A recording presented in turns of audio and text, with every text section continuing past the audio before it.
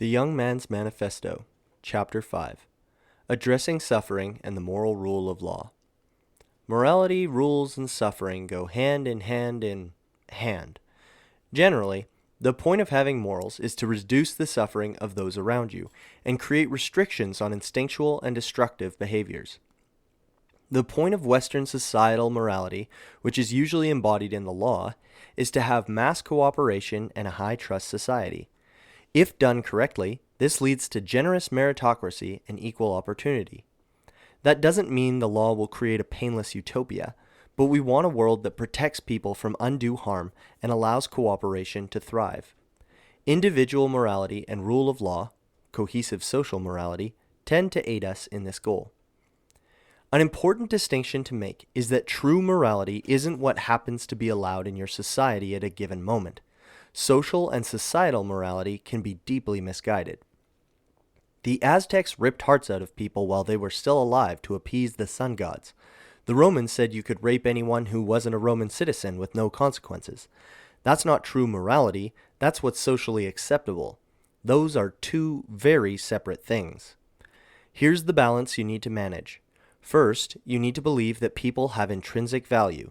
That requires faith because the evidence often says the opposite, which we covered in the previous chapter. Second, you need collectively agreed upon rules or laws because people are selfish and stupid and often make choices that hurt others. These rules exist to limit the suffering which we can, for the sake of simplicity, define as unwanted pain providing no benefit. For example, if someone is hit with a rock intentionally chucked at them while they were minding their own business, this is unjust suffering. If someone needs a traction splint put on a broken leg, it will cause tremendous pain, but this is suffering that will lead to healing, and therefore is acceptable. Obviously, there's a lot more nuance here, but I'm not a philosopher, so don't get too hot and bothered over my lack of exploration and depth here. We're constantly juggling faith in human value with the reality that people can be selfish and destructive.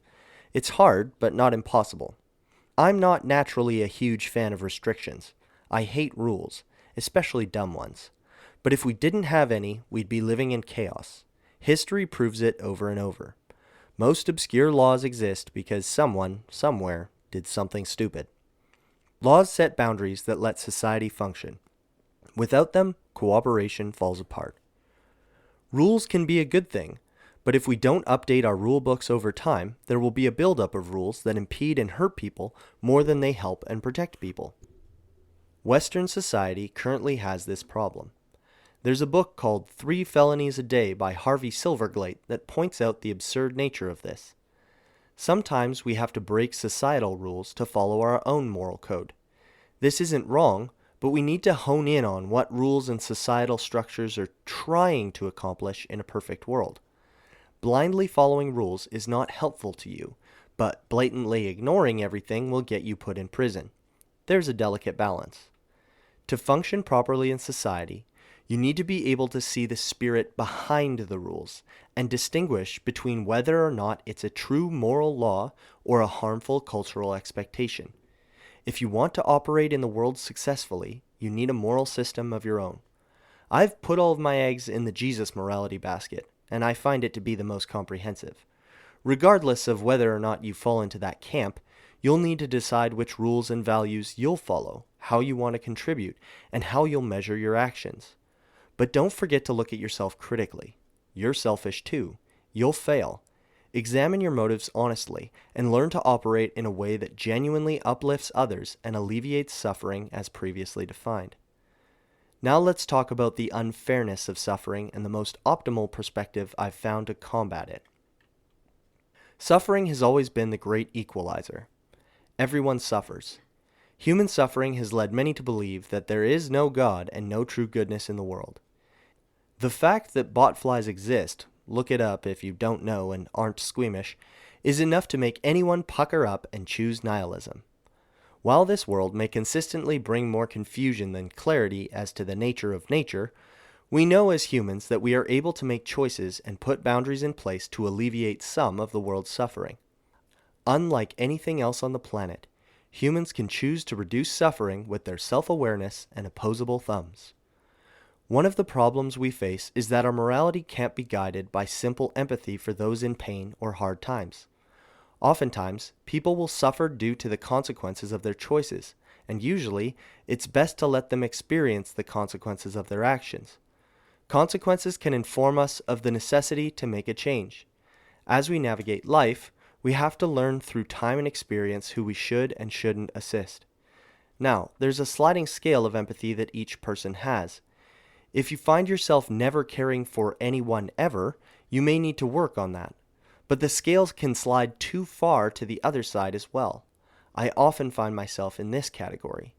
If you feel empathy for others deeply, you may have to shut out most of the suffering around you, or you'll never get out of bed. The goal of being moral and empathetic isn't to carry the world's pain. It's to notice the unjust suffering you can do something about and take action. That's what functional morality looks like, choosing to be the kind of person that alleviates the suffering of others through personal sacrifice.